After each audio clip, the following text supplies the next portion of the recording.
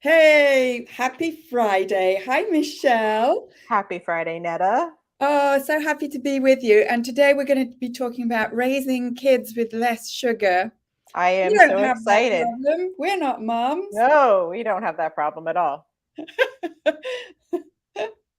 Yeah, and we're going to give some practical day-to-day advice about not taking away all our love and caring for our kids, but actually giving them what they really need and not being perfect. Are you perfect as a mom? Absolutely not. No, Oh, no, phew. in no way, shape, or form. No. I I'm think glad we to. should all embrace that. Yeah, definitely. Definitely. And I wrote this morning to the people on my mailing list who get, my emails every a couple of times a week. And I told them this story about when I was on the PTA at my daughter's primary school. So Hmm. the Parent Teachers Association, and we were brainstorming. It was several years ago. We were brainstorming with the school principal about ways to save money, public education. And I offered some ideas about other things than candies and sweets and sugar Hmm. to give the kids as rewards and, Okay. end of Yeah. year and Christmas and stuff. And she said to me, we can't take away sugar from the kids. We just can't. Like, it's cruel. And I was like, excuse me? And it was like I was speechless. I was stunned. That's interesting. She wasn't even open to discussing alternatives for Right. sugar. She thought it would be synonymous with taking away love and caring and everything that, good that we Hmm. want to give them. And the next day I stepped down. Not because we didn't agree. I don't care if people agree with me or not. I'm fine having the Sure. discussion. But the point was, she wasn't even open. She wasn't open-minded. Exactly. Not even Yeah. open to discussing the Right. possibility of. Sure. And I'm like, I'm not going to talk to someone like that. No, I don't blame you. And, I don't deal with school lunches and everything like that. Um, but I struggle. I struggle. I think a lot of moms do with just once kids taste it, it's like, I mean, I hate to compare it to a drug, but it kind of has the same effect over time. And I can definitely tell a difference when I'm having days where I'm much more in tune with their sugar intake. For example, on a day where I wouldn't really be in tune with somebody's sugar intake in my house would be like a birthday or like, a day that a special like, occasion day or something. And you can totally, I have little kids and so their behavior is like, night and day. The days I'm paying attention and the days I'm not. Yeah. Um Because you're in charge. No, no judgment or anything. It's just a yeah, fact that we are in charge of as course. parents Yeah, of what comes into the house and what we give them to eat. absolutely. And so that is what I'm trying to change in my house because I think I do a pretty good job by leading by example. I eat pretty well. But they want nothing to do with anything that I'm eating ever. And they look Right. at me like I have eight heads when Because I've, you were saying that your kids are picky eaters, right? oh, they're the pickiest eaters in this side of the, hemisphere. They are And so what does bad. that mean in everyday life? What does that mean for you that they're picky? It means that I'm making two dinners usually, to accommodate them. It means that, every day they expect a treat or a dessert. Can I have dessert? Why? Like, Yeah. I don't know. When I was a kid, it was like I didn't really have dessert on unless it was like a weekend, maybe like a Saturday night out with the family, or like, you know, it wasn't an everyday occurrence. And I feel kids these days, and it's not just my kids, because I have a lot of friends with the same age and it's a lot of similarities. After dinner every day they want a dessert, and I'm like, and sometimes they'll ask after lunch and I'm like, like, you've got to be kidding me right now. And some days I give in and others I don't. I think that it's a balancing act, But like you were saying before, coming up with alternatives is a great idea. And I'm Yeah. sorry that person never heard you out. Right, right. And so that's what I wanted us to talk about today, and also get input from the people watching. Who you can, yeah, people watching here, you can put your comments in the comments, and tell me. Well, first of all, I'm curious to know who here who's watching is a parent or a grandparent, and who has contact with kids, and who is looking to reduce sugar without taking away all the love and caring and having our kids feel deprived. Because that's the thing. If it was just a question of reducing sugar with no sort of emotional thing behind it, it wouldn't be a problem. But I think one of the challenges is, how do we reduce sugar and not have the kids feel like we're punishing them, or, have Yeah. any kind of negative connotation behind it? And also, as parents, how do we make sure that they actually eat in a day?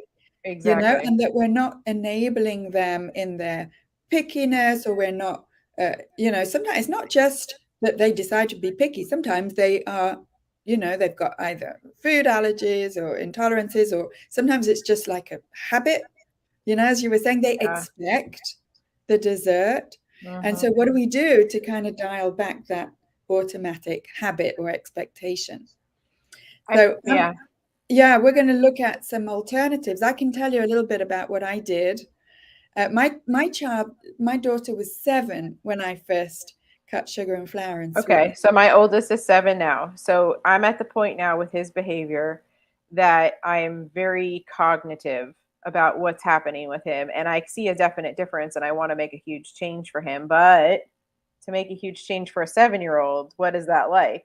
Yeah, yeah. And then how about smaller changes rather than one big, huge change all at once? That's what I'm thinking. That's Yeah. exactly what I'm thinking. So I guess a good question for you, Netta, is how did you start that process? How I started that process was to only focus on myself.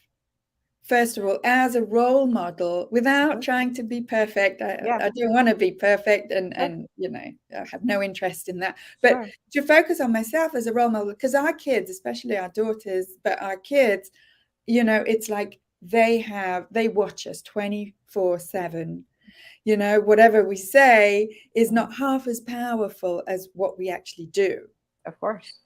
So, I concentrated on not just what I was eating or when I was eating, but also how I talked about my body, Hmm.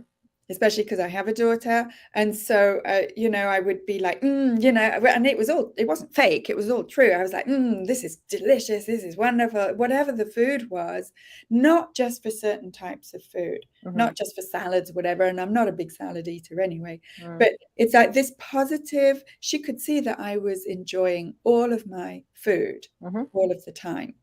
And, it was like I wasn't pretending that this type of food deserves more attention than this other type of food. And she could see that I was also enjoying my meals without having a dessert afterwards, which I'd always done. I'd Hmm. always eaten dessert, sometimes two. Yeah, I mean, yeah, I used to be the same way. I don't anymore. It's interesting because we have an interesting dynamic here in our house. I'm not really a dessert eater anymore. Over the course of losing weight through fasting, I've lost my sweet tooth for the most part. Um, I still eat sometimes, but my husband every day, he wants something sweet in his mouth every day. He's the snacker.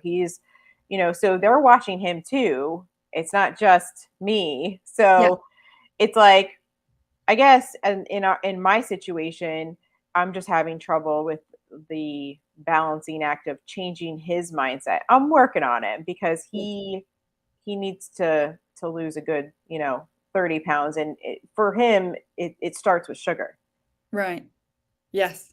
I would say it's much more difficult to change an adult's mindset than a child's. 100%. And sometimes I'm like, I mean, I have not necessarily the same issue with my husband, because he was already sugar free when I first met him 20 years ago. Oh, wow. And I was like, Amazing. what's wrong with you? Why aren't you eating dessert? And he was like, I just don't want to. I don't He's like just it. a And I was like, sweets guy. Yeah. yeah, I was like mind blown. But there's other things, there's other Yeah. habits and whatnot. But basically, personally, I let it go. I'm not Mhm. here to educate or convince. I'm here to Right. educate, not to convince anyone, least of all my husband. Least of Yeah. all, people listening here and listening to my podcast, is like it's kind of like it's like the story I told of the school principal. Well, we can have a dialogue or a conversation once you're already on board, but I'm not here to get you on board. It's just such a lot of energy. It's too Oh, much energy. I feel honestly, it's not worth it. It's just yeah, not worth it. I So if agree. somebody's so one-sided, Suzanne has Yeah. two children, ages 7.5 and 5. Suzanne, those are the exact ages of my children. You are the secretary of your elementary school. That's wonderful. I So wonder what your Suzanne, experience is like.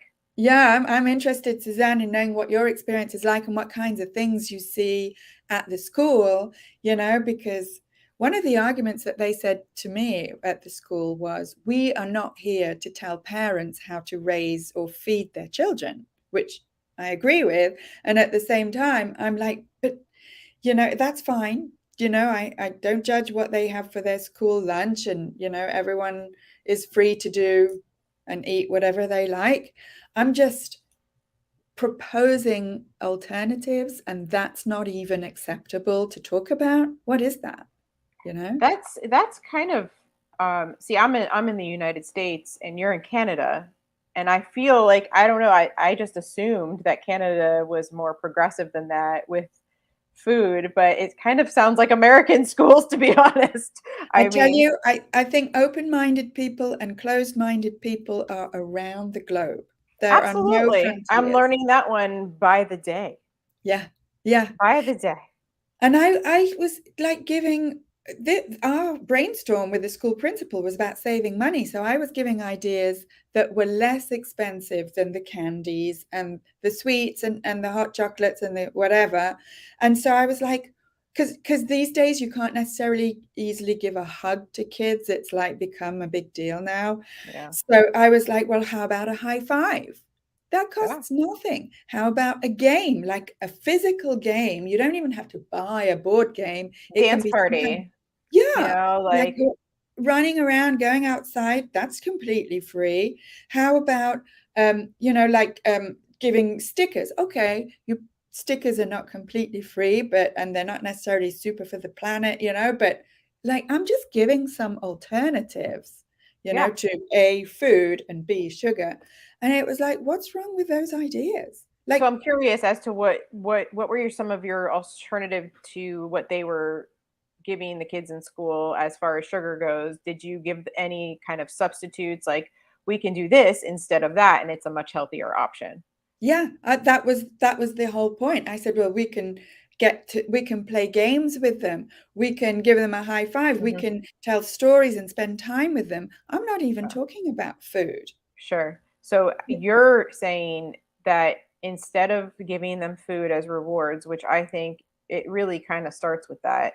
The more and more I look at this deeply and think about it, it starts with how you treat it, is it a reward or is it just food? I Right. mean, I'm guilty of it. Yeah. I'm Yeah, I'm guilty of guilty it. of I'm it. trying to step away from it. Um Anybody with a 7 and a 5-year-old could probably relate. Yeah. But I don't want them to grow up and think that food is a reward or to reward yourself with food because honestly, you know, it's just not. It's just food, it's sustenance, and you should Right. enjoy it.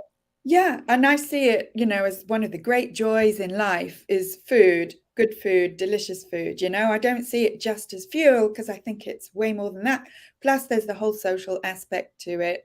It's a way to bring people together and to enjoy a social occasion. So, I recognize that food is way more than just fuel, right? Just sustenance, for me at least. It can be. It's celebration, it's cultural. Um, Exactly.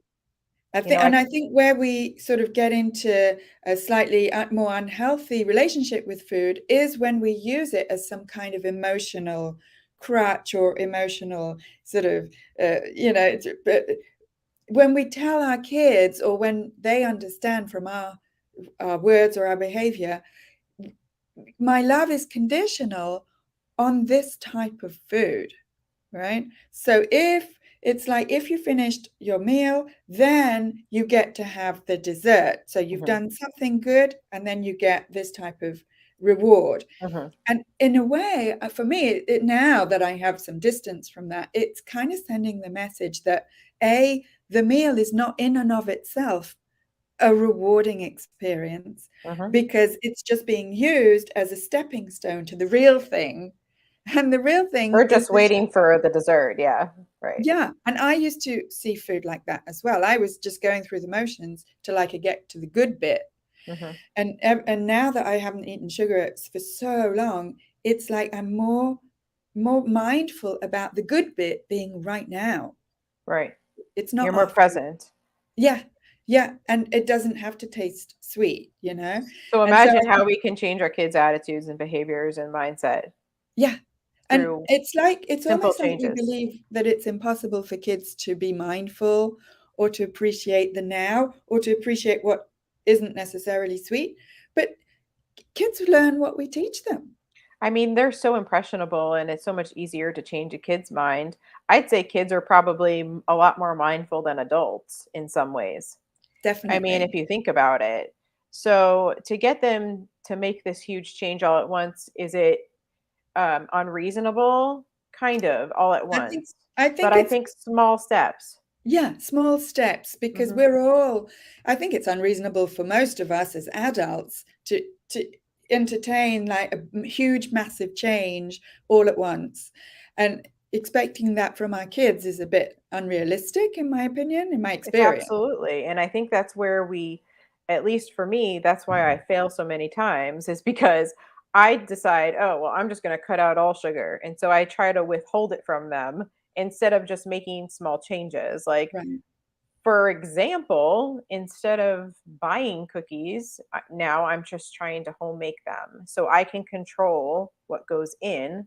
And so I'm slowly trying to change the type of sugar I use. So they're not really noticing these things. And they actually enjoy the homemade stuff much better than they enjoy store bought. So I know that's not exactly where I want to be, but it's a lot better. Yeah. It's on the way. It's on the way, and it's less painful as a change for them and for you. And it's change is not going to be sustainable if you feel that it's going against your sort of natural personality, I think, or your everyday habits. It Sure. just feels like a big deal. And Libby's saying, I would love to hear healthy lunch ideas. They're coming up. They're coming up. But I just wanted to say, for you, Michelle, that I think it's a great idea to go step by step. Yeah, Now absolutely. you're making the cookies yourself. Gradually, you can reduce the amount of sugar. And gradually, it's like, oh, every other day. And then every 2 days, Right. And then it And just it's like, becomes a weekend. That's what I would like for it to be, is that like, okay, it's Saturday night. Like tonight is the night we're gonna go have ice cream or whatever it is, instead of an everyday occurrence. And this way we change the mindset. totally, totally. Yeah. Healthy lunch ideas. Do you have any great healthy lunch ideas? Yeah, so it's funny because when I first cut sugar, my daughter was in primary school, what you guys call elementary school, I think, I'm not sure. Yes, elementary. So she was 7, 8, Hmm. and she was going to someone's house who received children and made their lunch for them. Okay. And at one point she said to me, Mummy, next year can you make my lunches, because I don't want to eat her food anymore. Because it was like, she said, like every Friday it was like hot dogs or pizza and that, and my Yeah. own kid was like, I just don't want to eat that stuff She anymore. wasn't into it. Yeah, I wasn't telling her it's bad or anything Hmm. like that. She was just not having it at home that much, and then she's just like lost the taste for it. Hmm. And even she, at like 7, 8 years old, could tell, she has more energy and better concentration when she wasn't eating non-nutritious foods. I wasn't Right. drilling it into her. She just came up with with this Hmm. realization. So that's why I'm saying even young kids, they're smarter than we think. Oh yeah. So healthy lunch ideas. I give her unprocessed proteins, so eggs, and with a cooler bag. So either leftovers with meat from the night before, like chicken, or sometimes it's cold. Sometimes I give her a thermos so she can, I put it in hot and she can eat it hot. Because during COVID, when she was a bit older at high school, because they couldn't heat up their lunches, so Mm. I got her a thermos flask. Hmm. So any kind of unprocessed protein, and sometimes I just cut up a few veggies. She likes cucumber. That's She great. kind of goes in phases. She's Yeah, into cucumbers now. Before she was into bell peppers. So I great. just cut them up and throw them in, and that's pretty much it. It's basically unprocessed protein and veggies, and cut up fruit maybe, or sometimes she's like, yeah, I don't need anything after I'm full. After you've given me the lunch, that's it. That's all That's she needs. great. I wish to move to that kind of healthy lunch. My kids would, if I sent them with something like that, they just wouldn't eat it at this point. But I try to send them with a sandwich and stuff. But the thing is they eat like one thing, so I don't have the choice of school lunch. So whatever I make is what they eat for the day. Yeah, With my older one, who's the absolute most picky eater in the world, he actually likes hummus a lot, just plain hummus. It's I found some very minimally processed hummus that are in like these little lunch containers, and he loves them with. Hi, Claire. He loves them with his lunch, and that's actually gotten his digestive system kind of back on track. Because he struggles because he doesn't eat enough fiber. Like he just refuses it. I shove it in it. I give it to him every day. yeah. He just no. It just refused. Yeah, it's really difficult because I remember watching a movie called The Magic Pill that's been taken off now because it's controversial about the keto diet. And I'm not keto, but I'm just saying what I remember from that movie is that there was a young girl. She was about 4, and I think she was on she was on On the autistic or on spectrum. the Yeah. spectrum, and Mhm. she refused. Like when she was just eating beige food, and her symptoms were getting worse, Mhm. and then the parents were advised to give her real foods, not just high-fat keto foods, but real foods. And of course, she refused to eat them for the Mm. first like 2, if not 3 days, and the parents were freaking out. She's like, what's going to happen to her? She's not eating. And the health professional was like, she won't starve herself. She can handle a couple of days, and at some point she will kind of come and eat real food. It's like you got to hang in there. And I'm not saying in any way that you've got to starve your kid or anything like that. No, but you just I'm have to just stick saying, firm. yeah, as parents, we freak out. Even as intermittent fasters ourselves, we still freak out if our kid is not eating a meal. And kids need that nutrition, Sure. you Yes, they know. do. But my Um, child went through a stage where she didn't eat any of her lunch, and she was slightly older. She was 12, and I had mm, to sort of just say to myself, it's a phase. And I knew that she was getting a really nutritious breakfast and a really nutritious dinner, and that stopped me freaking out. And she came back to it. Didn't last that long. I had a similar experience with my son. He's having some digestive issues, which I will almost bet my money on because I'm going to have him, checked out. But I just bet he needs to clean up his diet and his gut needs to be balanced. However, he doesn't want breakfast. He went through this phase where he felt ill in the morning. He didn't want breakfast. He didn't want it. And I'm like, I'm not going to push it on him. So what? He can, get sick after and feel rotten going to school. He just doesn't want it. He eats lunch at 10:40. I mean, that's pretty early. I Yeah. put extra food in his lunch pack. I give him, extra. I think I was giving him an extra sandwich at the time. He's a boy, so he's loves food. But yeah, I just didn't push it on him, and now magic, his stomach's feeling better, and now he wants breakfast again. It was a phase. Yeah, and kids have a phase of hunger, phases of hunger. Sometimes they're hungrier when they're in a growth spurt, and other times they're not. And I've only got one child, but I've sort of learned to go with the flow with her levels of hunger. And she It's can eat more different. than her dad when she's in a growth spurt, Oh yeah. you know, just My because she's, 5-year-old is having a growth spurt right now, and I cannot keep up with this child. yeah, And he's very open-minded. He loves what I eat. He's like, "Mommy, I want some of your yogurt," which I eat like full fat plain Greek yogurt and with berries. He loves it. Loves it. yeah, But he'll just keep eating all yeah. day. And my daughter, for if we're talking about like desserts, actually, she said to me, "Mum, don't give me yogurt for my school lunch anymore because it exploded one time, and I don't buy the yogurt, Yeah, I make yeah. it." But she likes what she calls blue, white, gold, which is the white is my yogurt, the Mm, 10% full fat mm, plain yogurt. The blue is blueberries, fresh or mm. frozen, and the Yum. gold is a little bit of maple syrup.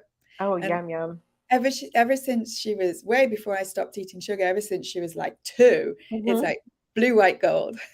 That is so cute. That's pretty much what my little one eats. Not with the syrup, but he would like that. I do agave syrup or a little raw honey, but he just gobbles it right up. He loves Yeah. it. And what would happen, do you think, if you gave him the filling from the sandwich without the bread? Would he eat He- it? Oh, my older one, absolutely. It's interesting because just recently, the other day, I was at the store. I wasn't a hugest fan of cold cuts, like processed meat, but it was minimally and it was a pretty good brand. And they were giving out samples and he tried it. It was just turkey. And usually he hates turkey. He'll only eat salami, which I can't stand. And I'll buy like the most organic, minimally processed one I could find. But again, he wants salami. But the other day, he decided to open the mind to turkey, and he asked me if he could just have the turkey and cheese in a container for Yeah. lunch. That's all he wanted, and his other normal stuff. But that was going to be his main lunch instead of the sandwich. He didn't Yeah. want the Well, bread, and I'm like, go, okay, go for it. we'll see what Yeah. happens here. But I mean, the worst that can happen is you don't eat one day, but maybe you'll But love it. he asked for it. I mean, it's funny because when my daughter was going to the lady who made lunches, Hmm. the after school they'd go there as well, and Mm. the lady made her own cookies or whatever, and my kid would have a cookie after school, and when she'd come home at like 5, she'd be starving. Mm. Whereas now, or for years now, she hasn't had mid-afternoon cookies and she's Mhm. never hungry. Mhm. So, and I mean, I'm in a position where I can explain to her if she's willing to listen, because she's a Sure. teenager now, she knows Uh, it all. But, I'm in a position to explain to her, listen, when you eat the cookie, even if it's food, it's going to spike your blood sugar and then your insulin, and that's going to make the blood sugar drop afterwards is going to make you think you're hungry. If actually you remove the cookie, if you actually eat less, or rather eat less of this type of food, yep. you're not going to have that feeling of hunger anymore, especially if your lunch and your breakfast is nutritious. And she gets it, right? Right. If a 12-year-old can get it, we can get it. Absolutely. 100%. Yeah. Yeah. And it's not rocket science, but thank you, Libby. Good. I'm happy that this is helping you. Smashing. It's like we tend to think as adults, but as parents, that Mm. more food equals you fill them up, right? But actually, some foods will actually make our kids feel hungrier, Yeah. And if they're having breakfast, in my humble opinion, if they're having breakfast, but that breakfast has zero nutritional value, you know, Mm. the cereals and the Pop Tarts, and even I would say bread, um, then they might as well not have breakfast That's or why I have wasn't lunch. even that's why I wasn't fighting him because you know what he wants for breakfast? He just wants butter toast. That's what he wants, just plain toast. And he could tell it wasn't really doing anything for him. I mean, if anything, it was probably just making him more hungry before lunch. Yeah, that's my point. He kept saying to me like, "I don't need breakfast," and I'd be like, "But you're still growing." Like I my worry because I fast is that my kid is going to think that skipping breakfast is, this great idea, and that he's going to go shout it out loud and tell everybody that he skips breakfast, and then I'm going to Yeah. get questioned. But the truth of the matter is he makes up for it in the rest of the day. He's just not hungry when he wakes up. Like, it's Yeah. early. What they need, what our kids need, I think, and I'm no nutritionist, but what our kids need is nutrition. Yeah.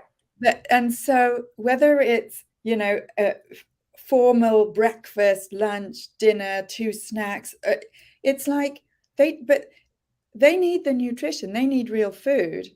What they don't need is frequent times in the day when they are eating non-nutritious products. Yep, that's a big problem in my house too, because the kids just want to snack all the live long day. But what I notice is if I have a more structured day, um, and I am really cognizant of it, and I just give them their meals, they don't snack as much. Like, they don't. I'm like, all right, well, we'll wait. It's the weekend. You don't have to eat breakfast first thing, but I'll give them a good breakfast. My older one wants to eat eggs all of a sudden, which I'm so tickled pink about. Yeah, I'm sure. like, look, he's like, can I have cheese on them? I'm like, okay. I'm I trying to mean, act all cool about it. Like, cool, cool. I'll make you some eggs, dude. You is know, there a cheaper, more nutritious food out there? I don't think so. no, because I love eggs so much, and I'm such a big egg eater that I'm starting to see he used to love them. And it's so funny, when he was little, he ate everything, everything, fruits, vegetables, fish. I mean, the kid just loved anything and everything. And when he hit 3 years old, I don't know what it is about 3 years old, but it seems to be the magical age where everything turns. And they just, well, they decide they have their own little personalities and their own little, they can test you, and they start to. And it's just taken a turn after that. So he's starting slowly to open his mind at 7.5. Yeah, they do. They go through the stages. We used to travel a lot for months, with our kid. When she was 2, when she was 5, months on end, and she would Mm. eat anything that was there because what's the alternative? Nothing else was available. And some things, we would travel to out of the way places where you don't even know what's on your plate, Yeah. Take what you can get there, right? That's Yeah. it. And then she went through a difficult stage, and now she's not so bad. You go with the flow.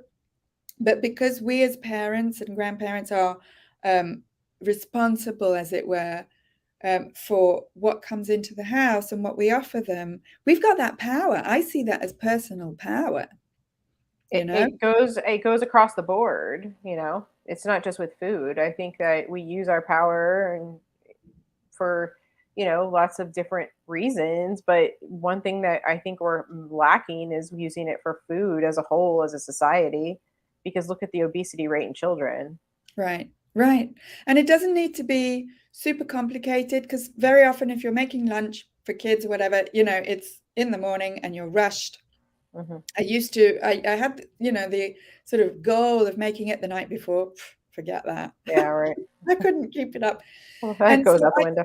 I'd just open a can of tuna and dump it in. Now my kid does it herself. Open a can of tuna, dump it in, a couple of hard-boiled eggs, a few veggie sticks, It's a great lunch. maybe some mayo. That's it. Hmm. That's a great That's it. lunch. I wish my kid would eat tuna. I mean, if I look back, if I think about when I was a child, I was a super picky eater. Not to that, this, he takes it to an extreme. But I remember not liking green vegetables until I was in college. I would eat a salad, that would be it. But everything else, all the vegetables I so much love right now and have since I was in college, I hated them as a child. I Yeah. would do everything to try to, and my mom would make me. I was one of those, we had a family where you weren't allowed to get up until you finished your meal. And you ate what everyone else ate and you had to finish, especially your vegetable. And I would do everything I could. I would hide it under the napkin. I would cover it in ketchup. I would cover it in salt. I would Yeah. hold my nose and eat it because you can't taste it if you do that.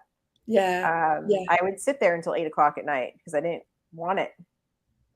And it was Yeah. just miserable. And all that kind of context around food kind of gives, in a way, for some of us can develop this unhealthy relationship with food then that sort of carry into adulthood and into Right. parenthood. And funny enough, on my podcast, I've talked to several people who are 100% carnivore, Mm, that they speak up for themselves as adults. But, what's been found as well is if you're getting good quality protein, even in younger years, you're okay in the mhm. sense that, if you do happen to not have enough vegetables or any Mhm. at all for a while, if you're Yeah. getting good quality protein, you'll be fine, Yeah. especially kids. Yeah. Yeah. I think that there is definitely something to that because protein is such an important thing, and Mhm. the quality of it is everything. Yeah. So yeah, Would your son accept like cold chicken or shredded chicken or something yeah. like that? He Yeah. loves his one of his favorite thing is like roasted chicken, just or grilled chicken. I make grilled chicken all the time. Okay. He loves that. I just, cut it up or put it next to he likes mashed potatoes. That's the one thing I can give him that's kind of like, it's not French fries, but and I can control what goes in. Um, yeah, he loves corn. There are he'll eat broccoli, steamed Oh, that's broccoli. So okay. I every single day, Netta, I'm with the broccoli. Guess what you're having today? More broccoli. He eats Fine. it though. Yeah. If this is Yeah. the only green vegetable I can give you, then you're getting broccoli every single day. Yeah. Why fight it? Why fight it? Why not? I mean, we are under this impression that we need to have 600 different types of vegetables and everything different. But look, the kid loves this stuff and it's good for him. Just go run with it. I mean, like I didn't like broccoli at his age. I totally refused it. I make it a little better I don't know. I think that the secret is just a tad more salt. I don't know why my mom was so afraid of salt. She still Yeah. is. It's kind of That strange. another But belief. it's such a silly one. But I just It's put a little silly. bit more salt and some real good butter on it and a little garlic. He doesn't know, but I put a tiny bit of get really good garlic powder, and I prefer real garlic, but Yeah. this is just a little sneaky peek garlic. And for some reason, I don't know if it's the Italian in him or whatever, he loves it, and so does my little one. They eat it Yeah. right up. Great. Another Great. thing that I found, especially little ones, is if you give them the vegetable first before anything else. Say, okay, well, your dinner's almost ready. Here, start with this. You have to eat this first and then your dinner's coming, and just kind of be casual about it. Don't be like, you have to eat this, otherwise you can't have your dinner. Like Yeah. I've had a lot of success with that for a while. Cool. Yeah. Yeah, And we have a rule at our house before dinner, only fruits or vegetables I like and that rule. preferably vegetables. So Hmm. if I'm a bit sort of slow making dinner, then and my daughter asks for a snack, then she can it's always the same. I've repeated the same rule like Bring God a knows how vegetable. many times. Yeah, have some cucumber, have a carrot, you know. So not only Absolutely. is she getting the vegetables, but the thing is that the rule doesn't change. It's a reasonable rule Hmm. and it doesn't change. So the child becomes used to it. And the same goes the other way around. We sort of have unwritten rules about dessert. It's like you can't have a meal without dessert, and that becomes a rule. But that can be changed as well. Like we were talking about before. And I started by delaying the dessert as well. So Hmm. instead of right after the meal, I would say, no, we're just going to sit and have a chat for Yeah. 5 minutes. Yeah. And that you put your knife and fork together on your plate because that's how Yeah. I was brought up, Yeah. and then we're Proper. just going to sit and chat Yes. instead of get up and rush around right after a meal. Yeah. And Yeah. then, then it sort of got longer, the time got longer between the end of the meal and the dessert. And at some point, half the time, she just forgets about the dessert. Well, that's the thing, is that it's if you keep doing the same behavior over and over again, it's expected, you know. But like you said, if you just make a little change, okay, we're gonna have a talk. Let's talk. Like you can make a game, play a game, do something, engage with your child. That's what they really want. And really, at the end of the day, sometimes they will forget or make it a special. Like, okay, on Saturday afternoon, I'm like, oh, because my kids are little. I'm like, if you're going to eat a dessert, I'd rather you do it in the middle of the day, like after lunch, than after dinner because it's going to give you like a sugar rush after dinner, and Right. they go to bed early. So yeah, like weekend Saturday afternoon ice cream date, or let's go make some cookies together, which is, I love that because that is something that they really enjoy doing with me. I love to bake. um, and then I can show them different ways to control the amount of sugar you're putting in tasty ways, because I mean, I've made great cookies that are way healthier. I have a sister with celiac disease, so I've had to find a lot of different ways to substitute, regular flour, and substitute. For me, for a while, I had gestational diabetes when I was pregnant, so I had to figure out ways to substitute sugar. Not that I'm not doing it with fake sugar, but Yeah, I get it. at least reduce it and do Yeah, something natural, not processed inside of yeah, your cookie or whatever you're baking. yeah, great. And then you're spending time together with them, which is really all they want, And you I know? and I find when I bake with my kids, like, I know not everyone has lots of time to bake with kids, and I'm fortunate to do so, but I I definitely feel like at the end of it, they're not as interested in the treat anymore. Well, They're the treat is the time with you, is the attention Well, that's with it. you. Because I feel like if they weren't sitting there for whatever 45 minutes baking with me and being engaged, then they would eat like probably 5 cookies instead of coming just to sample one at the end and being completely satisfied with that. Totally. Yeah, totally makes sense. Yeah. Yeah. And Suzanne is saying, did you know that it can take between 10 to 15 exposures before a child likes a food? And probably the first 1 to 5 times, they won't even put it in their mouths. Yeah. I have heard something like that, Suzanne, definitely. Actually, I heard it could take even more exposures, especially for little ones. So that's one way I got my kid to start eating broccoli. I just kept putting it in his face, and I'm like, "You're gonna like this, kid. Eventually, you'll like it." Yeah, I'll just, knowing that this is how it works, we yeah. don't have to sort of, hit the nail on the head all the time and sort of actually verbally tell them you better like this, or we just know, look, if you keep putting it in front of them, at some point it'll become second nature. And I just wanted to address the question also of breakfast, because whatever time we call breakfast, as intermittent fasters, we break our fast, and it doesn't have to be in the morning as adults. But usually kids will have breakfast in the morning before they go off to school.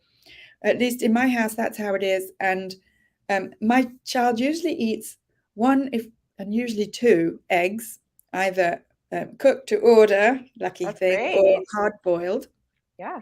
and with some kind of either a piece of toast or even sometimes not, um, and maybe some kind of protein, usually meat in our house, and a little glass of milk. And she goes off to school, and she tells me now, because she's 14 now, Mm. she says, Mum, my concentration is completely different when I start my day off with that type of breakfast than the few days when she says, oh, I think I'll just have cereal this morning. I don't stop her from doing it, but that allows her to see, yeah, my concentration is not as good Oh, when I start my day with an insulin spike, basically. that is really impressive for a 14-year-old to be able to realize something like that. That's incredible. Well, she's had half her life, and again, I don't take the credit for this at all, but the fact is, half of her life from 7 to now to 14, she has in front of her the example of a sugar-free Mhm, person mhm, in myself who, either doesn't start early in the morning with anything, eating mhm, anything, or does, but with this kind of a mhm. food, and who keeps talking, going on and on and on about it. So she's heard it enough times Yeah. to realize, yeah, actually, what my mum says is not like a point of view, it's Mhm. actually human biology. Yeah. It's awesome, and I give you all the credit in the world. I'm working towards my kids, a realistic reduction in their sugar. But just leading by example, like you said, is so profound, and it could take a really long time. I've been fasting and I've changed my health, my eating habits and everything like that over the course of the past 2.5 years. that's not that big of a, chunk of time when you're really thinking about time. So the fact that my kids now, like, I hated avocado before I started fasting. Now avocado is like the one thing I crave besides eggs. I crave it all the time. Well, guess what my kids start asking me for now? Yeah. They Yeah. want avocado. What? Yeah. Where did that come from? Well, it Oh, came from you. cool, cool. Yep, I'll make some. I'll smash some up here for you. We'll have some. Yum. Yeah. Yeah. It's like it's as easy. We don't think it's as easy, but in my experience, it's as easy to like create a habit of dessert after dinner, and Mhm. here's some ice cream to make you feel better, or here's, cookies because you deserve whatever.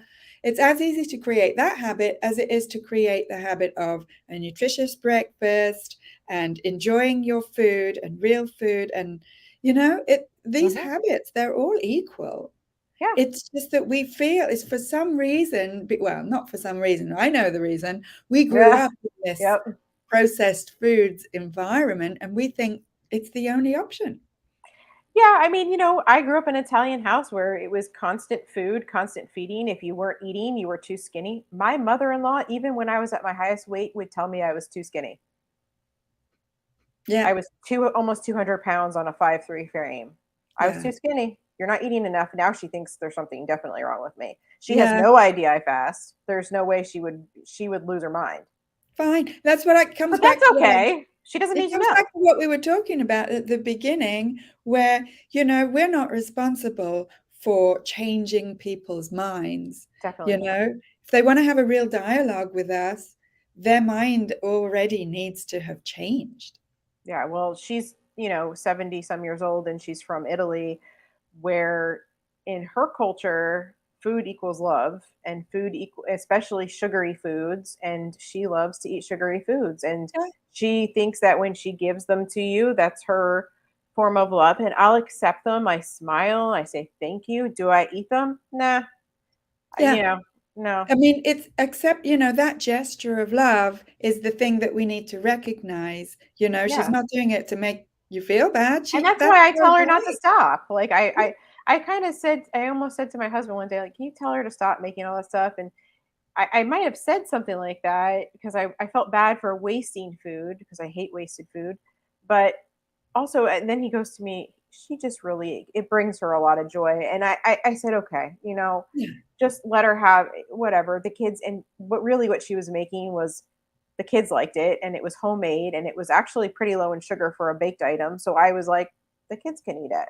yeah, yeah. It's pick your battles, really. Yeah. And Suzanne, you're saying I find breakfast so tricky. My kids don't love eggs. I would love to start them with savory breakfast, but it's hard. Yes. I have the same Yeah. problem, Suzanne.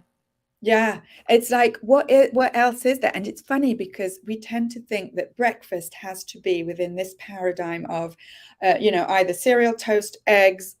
Mhm. But you know what? Sometimes when I first started out my sugar-free life, I would eat leftovers for breakfast. So I would eat dinner for breakfast, and I would feel so weird doing it. It's Mhm. like, but this isn't breakfast food. And I thought, wait a minute, who wrote the rule book about what breakfast should be?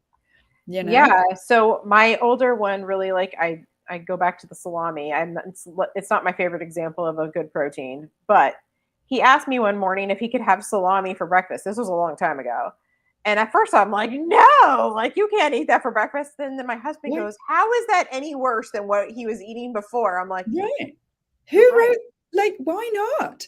If you go to Europe, you get served a lot of people, croissants are everywhere, but also there's a bunch of like meat and proteins. Like I was just in Oh, Saint yeah. Martin, which is a French territory, and they had like just, all kinds of proteins, cheeses, eggs, meats. I mean, it was beautiful, and my husband was loving it because he loves European breakfast, but yes, I think it could start as simple as just like, here, kid, like try this for breakfast. It's funny, it's different. Like, why Right. not? Why not? Yeah. I mean, I've traveled around the world, and in Eastern Europe, they had the meats and Mhm. the cheeses, and in Mediterranean countries, they had salads and the Mhm. cream cheese and Mhm. all the cheeses and stuff like that. And in Mexico, we lived there for the equivalent of a Oh, year, and they had like big like steaks and stuff. So oh it's like, yes. well, who made the rules up, and who's like North America and Western Europe, we tend to think that breakfast food, as I said, cereal, toast. Waffles, pancakes. Yeah. Yeah. And it's like, but that is like the worst way to start your day. I think maybe just a little bit of like my kids, at least my older one, is pretty into like different cultures and stuff. Like, maybe just doing a little bit of like digging, like, this is how other cultures eat breakfast. Look what they're eating in this country or this country. I did start him like he loved eggs as a child, like a little child up until he was 3, and then he hated them. And just recently he started to like them again. I put it in a sandwich with some cheese, but did I get him to eat the protein? Yes, I felt successful. Maybe one day he'll just want it on one single piece of toast or maybe no toast at all. And then Fine. we've had progress. So Yeah. I'd say start slow. And if it's not eggs, then try something else. Try a You different know, protein. you know what my favorite breakfast is my yogurt that I make, my Villi yogurt, which is a mesophilic culture that Mhm, ferments on the countertop at room temperature mhm, and doesn't need a yogurt maker. So 24 hours, it takes 10 seconds to put some 10% organic cream in my little jar with the mhm. starter, like some The yogurt. starter. Yeah. Yeah. And then it ferments for Mhm, 24 hours. And the mhm, next morning I have new yogurt, and that's a good source of protein, a good source of fat. I put in some ground flax and chia seeds, about a mhm, tablespoon, which is the type of fiber that my body responds to, and mhm, maybe some nut butter or some mm, nuts, and maybe a few blueberries or raspberries or mhm. green apple chopped up or something like that. Yeah. And that is like my favorite breakfast, Yeah. other than smoked salmon, which, you Oh, can do. now you're You speaking you my can do anything language. with me if you give me smoked flat salmon. Yeah. Yeah. I'm a huge fan. Ooh, And steak. and Claire, yeah, and Claire's saying I recently had leftover steak for breakfast. It was delicious. My nieces thought I was crazy. Good. I think we Sounds need good. more people thinking we're crazy. Well, if this is crazy, then I guess I'm crazy. I don't know. I mean, I Yeah. don't eat breakfast, but when I do eat, I like protein loaded things. So I feel better, overall, and I have more energy. And when I totally can delay the sugar at all costs throughout my week, that's just I'm a moderator, not an abstainer. I feel so much better. I feel like uh, fasting is easier. I'm not bloated. I don't like.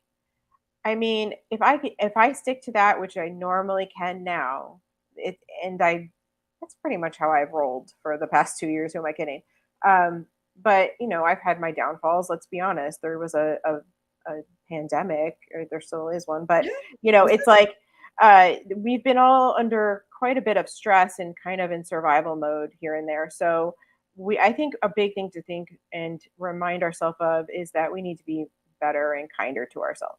Absolutely, absolutely. And Yeah. I think just to finish off today, I think we need to redefine what normal is and what crazy is. And I often make the analogy of Alice in Wonderland, who falls down the rabbit hole into Wonderland, where she thinks they're crazy, but they think she's crazy and she thinks You're she's normal. mad. You know, Yes. we turned things upside down. Who's to say that it's not crazy to start your day off with highly, highly processed products full of sugar? Like, why is that not crazy? Why do That's we what I accept, ask. right? And Why am so, I crazy for fasting, but the person down the street is not crazy for using Nutrisystem? right, for example, right, or Okay. eating every 2 hours as if we were Right. newborns, Like you said, what's crazy, what's not. Let's right? And really think about this. if we take back our power to rewrite the dictionary, rewrite the definitions of crazy and normal, then I think, then we can all get together as crazy people, Claire, you, me, and Michelle and everyone else. And we can be normally crazy together. I'm working on it. That's what we're trying to create here. Yeah, yeah.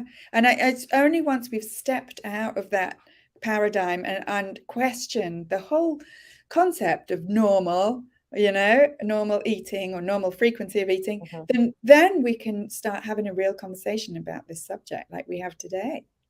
100%. I'm glad we had this talk. It was very eye-opening and I learned a lot. And I hope that everyone watching learned a lot too. Yeah, me too. I hope so. Claire. Have a Yeah, great Claire and day. I, we know each other. Great. I just want to say, Claire, I miss you. I hope to see you soon. Thank you, Michelle, so much. Thank you. Have a great day, Netta, and happy weekend. You too. Thanks. Have a good one. Bye. Bye.